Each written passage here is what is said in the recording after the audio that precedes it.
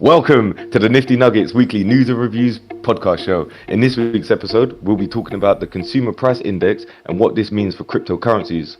Eth 2.0, is that on the way? And what's going to happen? And Degen season. NFTs are going nuts as people are jumping in to Degen plays.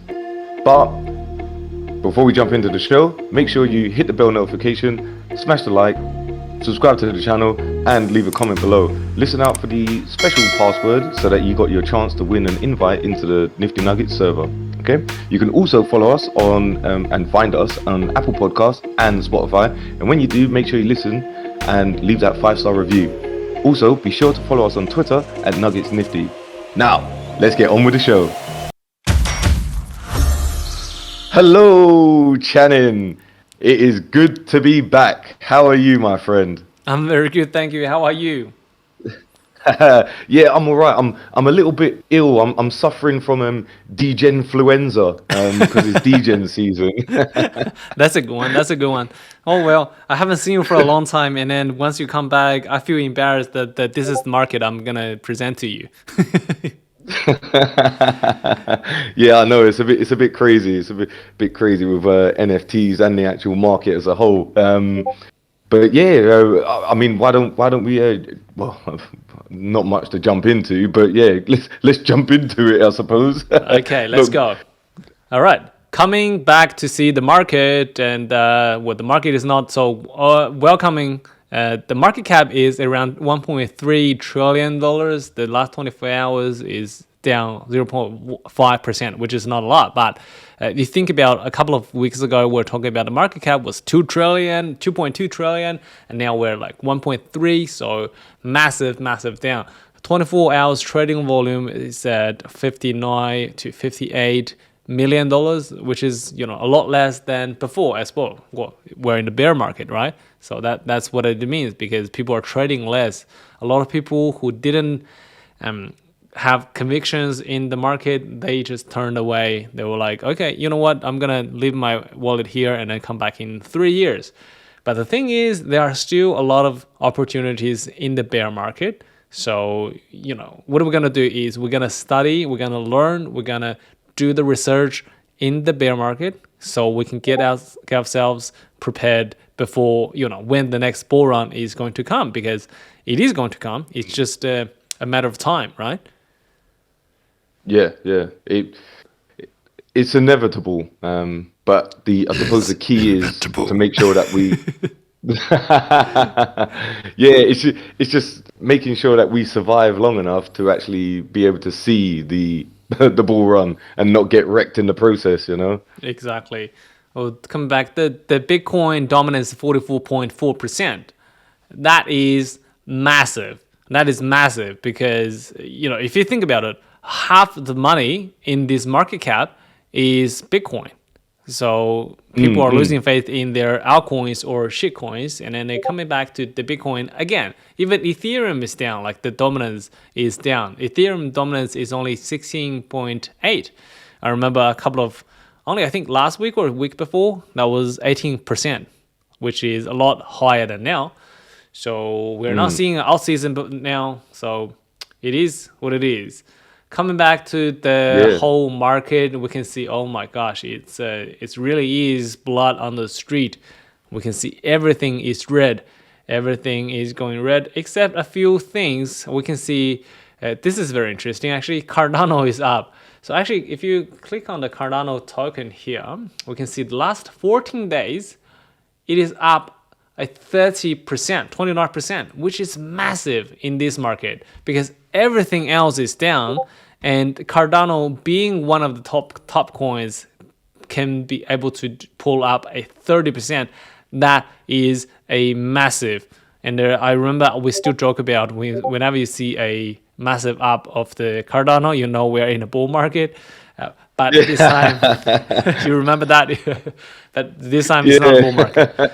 I quickly click on the news. It is because the Cardano hard fork is going to take place if everything is okay, right? With all the conditions are met, it's going to take place on the June of 29th, 2022. So we don't know what's going to happen with the price action, but people always buy the rumors and sell the news. So you know what you're going to do. So that's why this is going to happen. Okay, and the next thing we're going to look at is the fear and greed index. Actually, do you think we need to do it or not really? Because I predict extreme fear. oh wow, let's have a look. Let me gaze into my crystal ball. Or well- your crystal ball. Well, it is extreme fear. All right. I mean, it's always been extreme Ouch. fear for the last month. I mean, everybody's scared. It just overall the market sentiment is not looking great. I mean, even look at NFT part. Let's go to the Opensea trading volume. We can see everything is so flat for the last 14 days.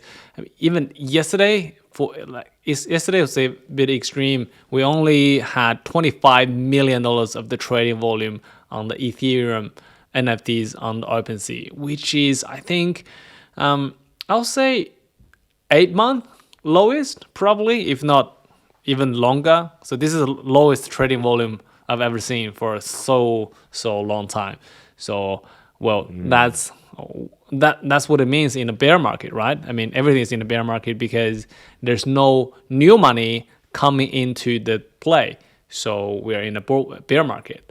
But the thing is, as you mentioned in the intro, if you go to the Opensea and you click on the status for the last 24 hours or last seven days, and you can see all these weird new stuff that I've never seen, and then funny names as well. I don't even know if I should pronounce them into the show because they have like weird names and inappropriate words as well. Do you know any of these Don't ones? worry. Yeah. Well, obviously, I would have heard of a Goblin Town. I don't own a Goblin Town, but the other one at number 5, We Are All Going to Die, is something I did hold 3 of them. I only currently hold 1, but later on we can discuss those kind of projects a little bit further and why I didn't associate and still don't associate, in particular, We Are Gonna Die as a Degen play, whereas the other ones, when we go into more detail, I'll be able to express my views as to why I feel as though those are bona fide Degen plays per se. Why do you think these are called Degen plays? Because, Degen obviously is shortened for degenerative, and lots of people like to think that they're degenerative in their mentality with regards to in their investment strategy, or be it coins with like meme coins or NFTs. And I think Degen plays are called that due to the lack of information that's surrounding the actual product or project, and the lack of, say, potential for a roadmap to be fulfilled. It normally just comes down to you'll get an alert and it's free mint, no other information. But like I said, we'll save that bit for the Degen season, because we got some news to be talking about with regards to the CPI, Consumer Price Index, right? Oh yes, I almost forgot. That is the most important thing. See, just to interrupt you, Channing, that is a prime example of why Degen season is so dangerous, because it makes you lose sense of time and responsibilities and everything, and you just want to focus on being a full-fledged Degen. So it looks like you've got Degen influenza as well. So I mean, look at the names. Yeah, gun. Shit beast. I know. Who doesn't want to get a shit beast? That's look at the art. It's so incredible, right? But come back to the business. Let's have a look at the Bitcoin to the USD value of the last 14 days. we are seeing a DPEG. This is something we covered last week as well. So we're seeing a major DPEG of the SP 500 to Bitcoin, which is very strange because we haven't seen quite often for the last few months already. So everything was correlated. But right now, have a look at the Bitcoin price. It has been around 30,000 for quite a long time. I remember last time we spoke, we said, I think, this is not because based on a technical analysis, but this is on a theory on the news part that I think 28 to 30 grand would be a strong support for the institution buys, even though it doesn't show on the chart, doesn't show on the triangles, but I think in my mind it is a strong hold. So right now we're seeing it. It seems like my crystal ball was okay. I mean, it didn't lie too much, but the funny thing about SP 500 is, if you think about from the lowest is from 3,800 to 4,200, that's 8% gain. And then come back, that's a 4% down again. But if you think about the Bitcoin, we're just like, Bitcoin doesn't give a damn because it's just sitting around here for quite a while. It doesn't follow the patterns of the SP 500 anymore. Whereas before, you can see all these things, like all these jump up and downs, they're all correlated.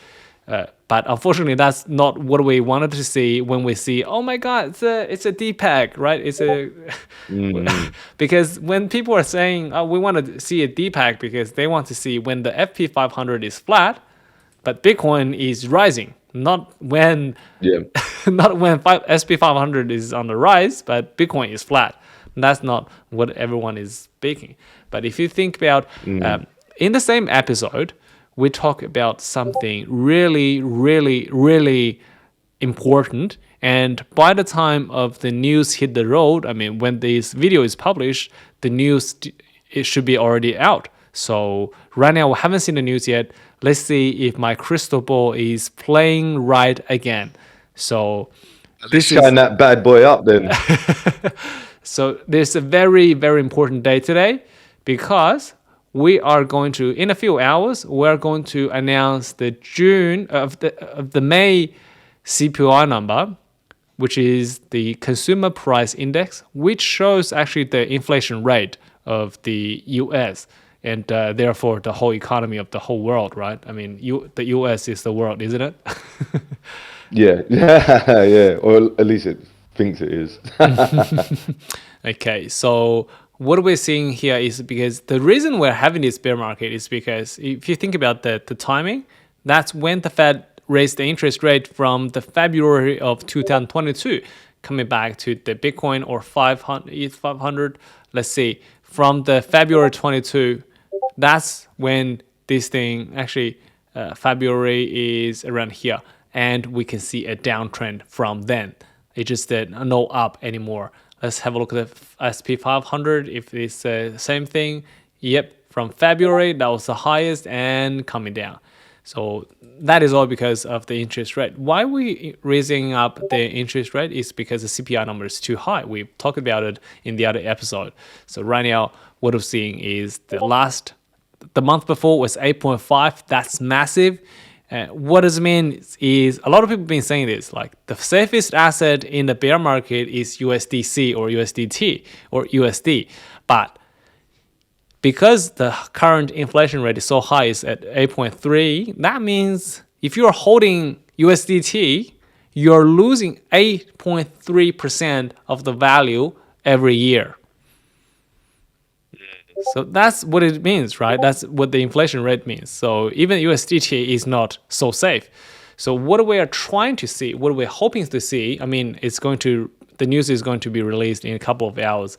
But if we see the inflation rate coming down anywhere in this area, that is a super good sign for the whole market. I expect we can see a whole a big jump into the SP 500, and I can expect a huge jump in the Bitcoin. I don't know how hard it's going to jump. I don't know how high it's going to jump, but I don't think it's going to be like in anywhere around 40s or 35. But I think for a couple of hours, it should be jumping up a little bit. So at least that's what I speculate on, right? And then have a look at the. That means that would mean the interest rate we don't have to raise a lot higher because what they have done is sufficient already. And yeah, well, the thing is, if the consumer price index is going anywhere higher or actually staying flat, what does that mean? That means we didn't, well, not we, but they didn't increase the interest rate high enough. So they need to do something even better, right? Even worse to make things, come back to the track. So what we are expecting is a huge sell-off of the SP 500, and the Bitcoin is going down like that. Because if Cool. yeah, so because if you think about it, the mentality behind this thing is because when the Fed they raise the interest rate, what they are doing is they are expecting, they think the inflation rate is too high. That's why they have to raise the interest rate so that people having less money to be putting into the speculative assets. So they want to increase the interest rate, right?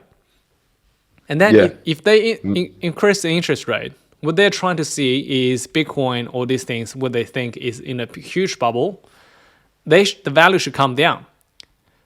But if they see it's not coming down, what the Fed will see, like the feedback will be, you know what, we raised the interest rate, but nobody cares, and people are still pouring money into the Bitcoin market and the SP 500. So what they're going to do is they're going to increase more because there's no react, right? So what they are really expecting is they raise the interest rate, the inflation rate comes down, and the general market comes down. The Bitcoin comes down. There are blood on the street. People are screaming, yelling. People becoming homeless. That's what they are expecting, right? Because if that doesn't work, that means the inflation, the interest rate didn't have an effect. So unfortunately, that's the truth. So potentially there could be some pretty decent news coming up on the horizon, depending on how the CPI moves. And there's also some other like news with regards to like ETH 2.0, and that could be an extra positive bump in the market as well. So do you want to talk to us a little bit about ETH 2.0? Yeah, sure. And the developments of it, because it's kind of, for anyone that watched Game of Thrones, the line they kept using throughout the series was "winter is coming," and it feels like with Ethereum it's like 2.0 is coming, but it's never going to come. Kind of like Cardano, but well, you never know. But yeah, God, so talk to us a little bit about ETH 2.0 and if and when it's supposed to come. Oh, well, people always say, before this saying, we're saying the ETH 2.0 is coming around June 2022, but we're in the June now, and we are not seeing it because about 2 months ago they were saying, okay, we're going to postpone that to August. So here's the good news: Ethereum testnet is live now. So what they're doing is that a bunch of devs, they're playing with the new testnet and then see if there's anything they want to fix before they go to public. So the timeline is still intact that we are probably going to see ETH 2.0 in August. What does that mean is we're switching the Ethereum from the proof of work consensus mechanism to proof of stake consensus mechanism. So we don't have to consume any powers on the planet to make the calculation or the consensus to work, make the blockchain to work. And that will be the Ethereum 2.0. What we are expecting is probably higher speed of Ethereum, probably less gas fee. So right now we all know how crazy the gas fee is, especially when we're having all this free mint stuff. So the free mint is killing it, right? Killing the gas right now. So that is. So just a quick one, Channing. So let's just say I've got some ETH in my MetaMask, I've got a bazillion ETH. No, I'm joking. I'm not that rich. Now I've got say one ETH in my MetaMask currently, right? And I'm not planning to use it.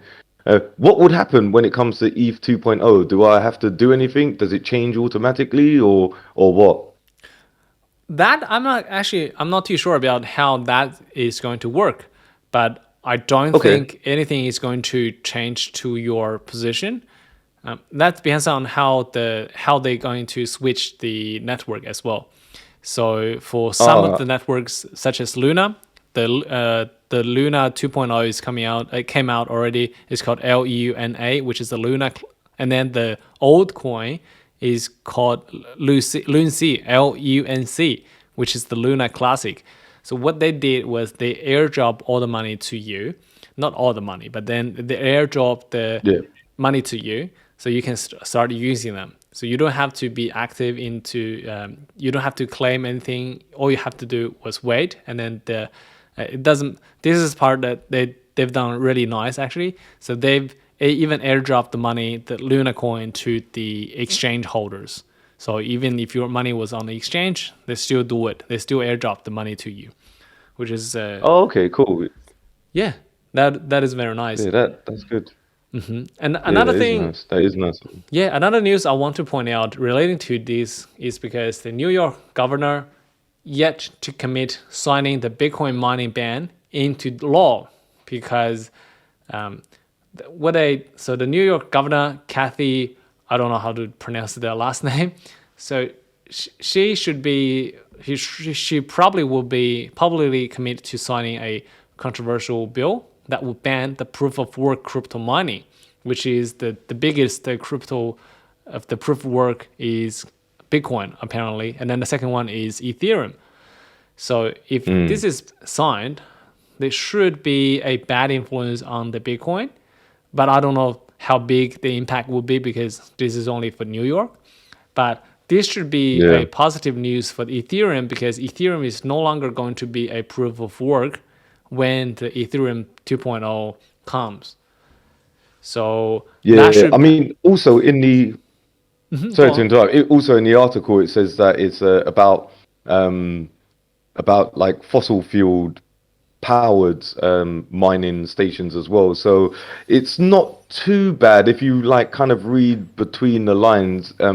If somebody's able to set up a sustainable mining farm with renewable energy, then that hasn't or won't be banned. Obviously, in certain parts of America, that might be harder than others. Like in different parts of the world, people use like geothermal power or hydropower to power the actual Bitcoin farming or mining farms. So it's not too bad. And also, I know it's a bit of a grey area and might be a little bit overly political, but it's like people accuse cryptocurrencies of being inefficient and bad for the environment. But in comparison to what? Because if you think about a load of the fiat currencies around the world, to generate them and to circulate them, when you're using cash machines, you need a car to get it from one cash machine to another, to the bank, so on and so forth. Um, that has to be heavily inefficient, but nobody kind of highlights that issue. Do you know what I mean? Yeah, well, I don't want to get too political on this issue, but if you think about it, if we are caring about, if the United States they care about the environment so badly, about the energy consuming or the time consuming for the cryptocurrencies. I mean, think about how much money they spend on the president election with with all the campaigns, the flyers, the news, the vehicles they're doing. How much energy was that? And was that even necessary? If they really Mm, care about energy consuming that much? I mean, yeah. I'm not. Well, there you go. We Yeah. we better not talk about it too much, otherwise we'll get shut down by the authorities. For being too saucy. They'll be like, those nuggets are too saucy. We gotta close those guys down.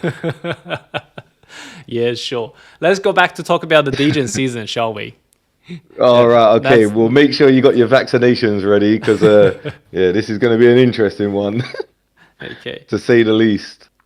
What's your view on the whole Degen market right now, if you don't mind me asking? Ooh, yeah. Okay, so for me personally, in terms of degen plays, I kind of put them into categories. I think there's meme plays, then there's degen plays, like true degen plays, and then there's ones where people think that they're degen plays, but they may not necessarily be degen plays. So let me kind of break that down. So meme plays are like when, in my opinion, there's a new trend that's going to be kicking off, and a project is in front, ahead of the queue.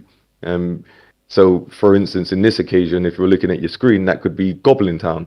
Um, People thought it was like a degen play initially, but through what they've actually managed to kind of build, uh, for lack of a better word, their Twitter Spaces. Although I didn't find the Twitter Spaces entertaining or anything like that, but other people did, because I don't want to listen to like fart noises and gargling and stuff like Lovely your that. But voices for 3 hours. yeah, yeah, exactly. I'd rather listen to my mate Nuggy Blinder instead of that. But the thing is that if it was a true degen play, then they wouldn't have done something, in my opinion, like a Twitter Spaces like that. Whereas a degen play, as I kind of made reference to earlier on, it's you'll get a link or information. It'll be like the contract. It will say free mint. Normally in the Nuggets, we're really good because we put like lots of disclaimers. It will be super high risk, 5 out of 5 risk. Use a burner wallet. Don't know any much information about it. Do your own research and not financial advice. So all the disclaimers are out there, and the most important one for me is only getting, well, apart from the burner wallet, because that's vitally important, and I know you're going to touch on that a little bit later. The other important one is basically setting up the mentality, which is only invest what you're prepared to lose. Like consider it gone, like especially with degen plays. And then the other ones, the other category, which is if you go back to the list, it's a number 5. It's a we are going to die, or we are all going to die. Now I had 3 of them. I currently own 1 of them, but the thing is why that wasn't a degen, why I didn't consider that a degen play, and why I actually got involved. I was able to mint 2, and then I bought 1 off secondary, was because it was an alpha call in the server. Then there was also the co-founder of Ether Orcs was basically talking positively about the person involved in the project We Are Going to Die, and essentially Poof, the name of the co-founder of Ether Orcs, said this is kind of like my official first shill. So that gave me confidence that it wasn't going to be a degen play in the truest essence, which is why I minted 2. I didn't use my main wallet. I just used my burner wallet still. And yeah, and then I was able to, make a decent profit of it and follow the story, which has been quite good because they got some lore. And it was really mad because on one Twitter Spaces they asked for people to sacrifice themselves in relation to the laws. So that's basically burn their NFT.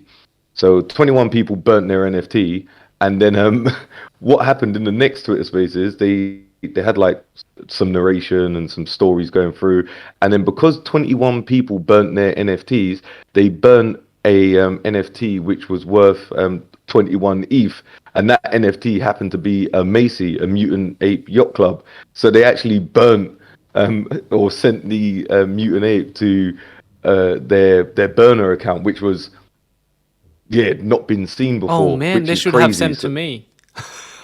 yeah, I know. That's what I was thinking. I could have done with that. So yeah, but in terms of the actual Degen plays, I'm not a fan of it. What about you? What are your thoughts?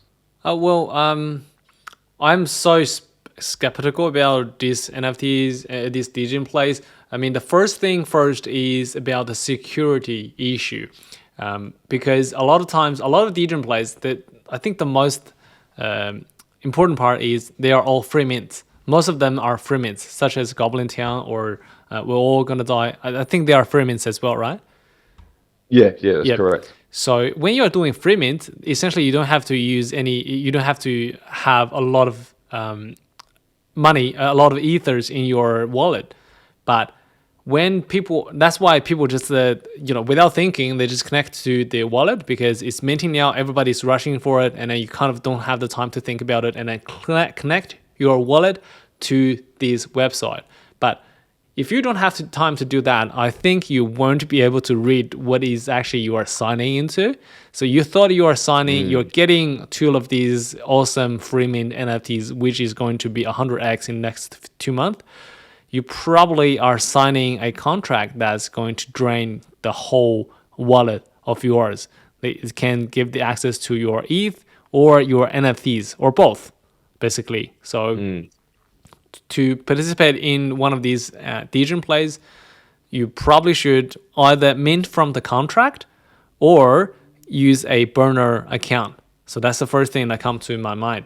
And the second thing is I always go back to the Opensea, the trading volume to see how much trading volume was it in the last few days. And then looking at this trend here, I can clearly see that we are still in a bear market. That means there's no money coming into this market.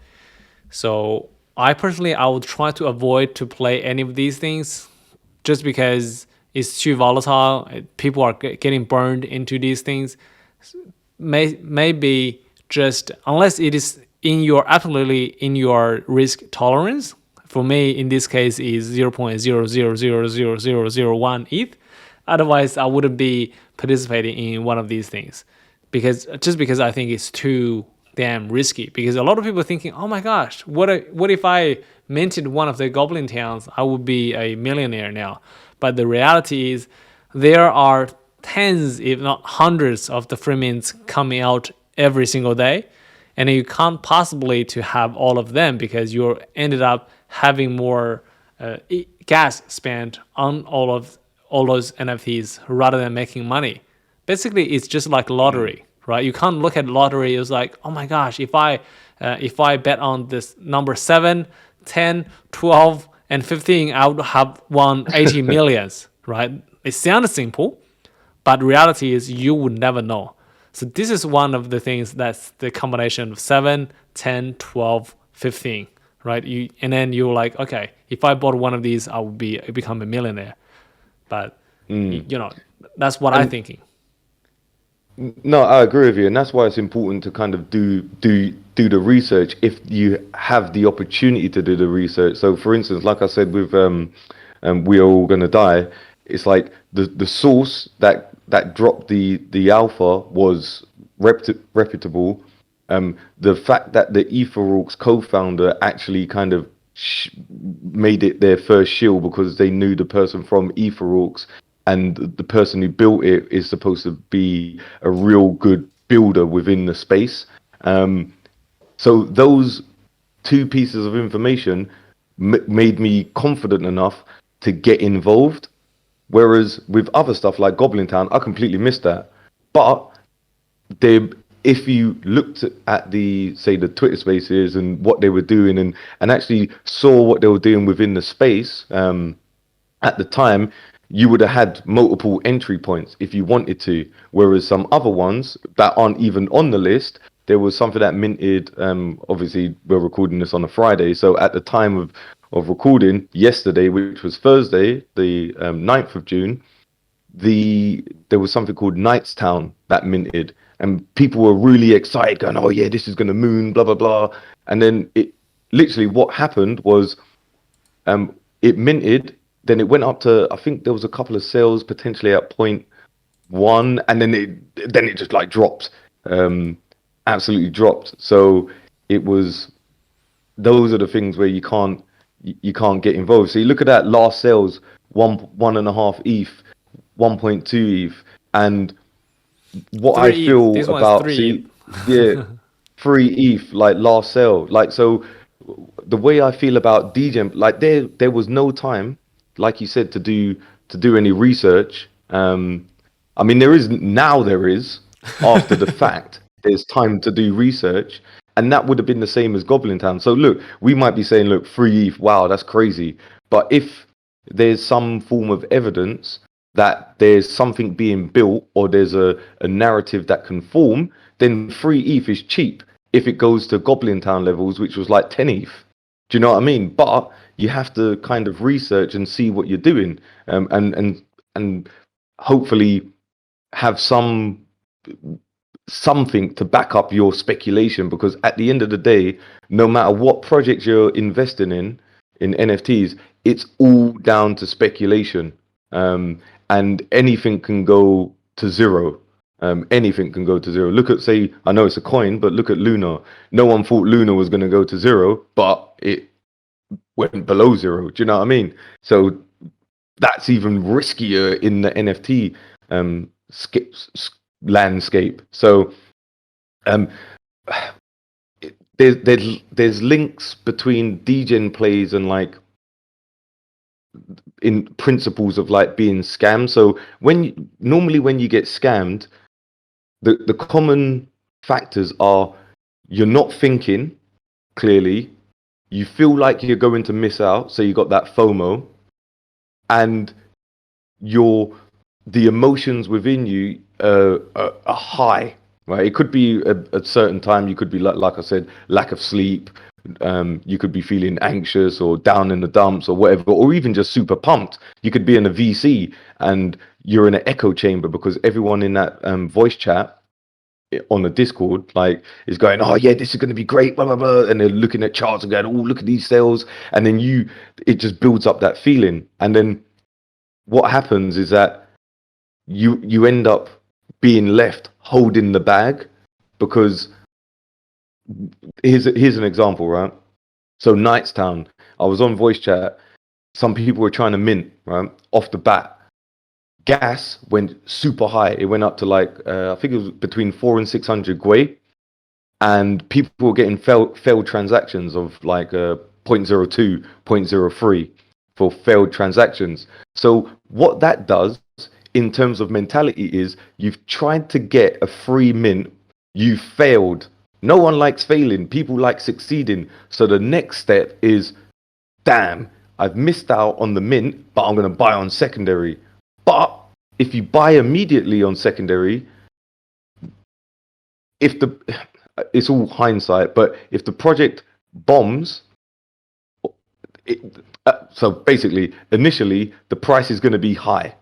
Then there'll be a little bit of a dip, a retrace, and then you can buy in the retrace. That doesn't mean that it's going to go up and you're going to make profits, but you just got a lower entry point. So rather than buying in at, say, point 0.1, which some people were doing initially when Knightstown minted, they could have waited for the retrace when it went down to 0.03, 0.05.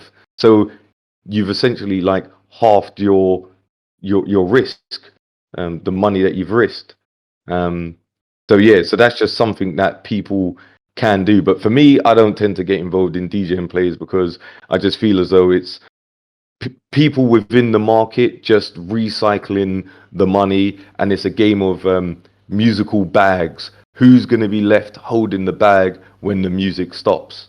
And if you look at the trading volume that you showed on OpenSea, you'll see that the trading volume's kind of flatlined. There's no major peaks, which would indicate new money coming into the market. So for me, it's just lots of people who are in the space getting into these free mints. And if you're new, you could think that this is the way to make money, and then essentially be left holding the bag. Because when I first experienced Degen season, it was in a time when the market was a lot better and there was more money to be made. I didn't get involved. I just sat on the sidelines because it was the first time I'd ever witnessed Degen season, and I just wanted to know how it operated. And to be honest, most people ended up losing money. They more I saw more people lose money than I did make money. And if you've got if you've got 10 ETH, you can afford to get involved in multiple Degen plays.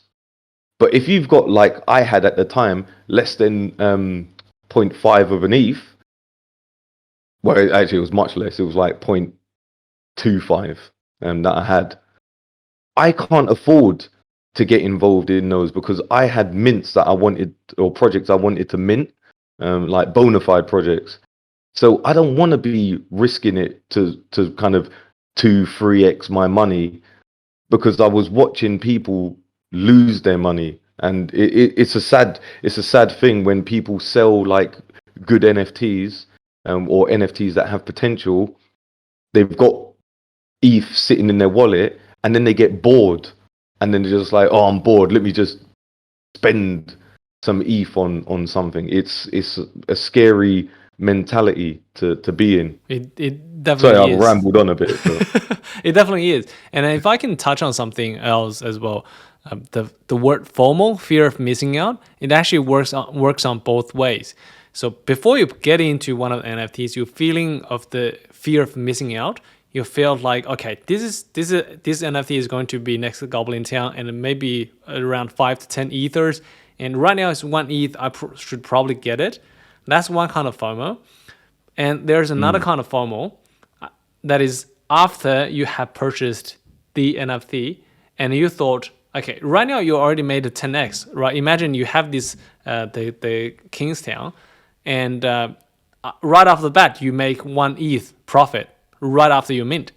But instead of taking your profit, you think, okay, maybe this is going to be 5 ethers in 2 weeks. So that is another kind of FOMO, because you are fear of missing out on this 500x, but then you're not taking at 100x instead of selling at 1 ether. So that's another type of FOMO. People are always missing out. What I do is I think this is a survival market. It doesn't matter how much money you make in one bet.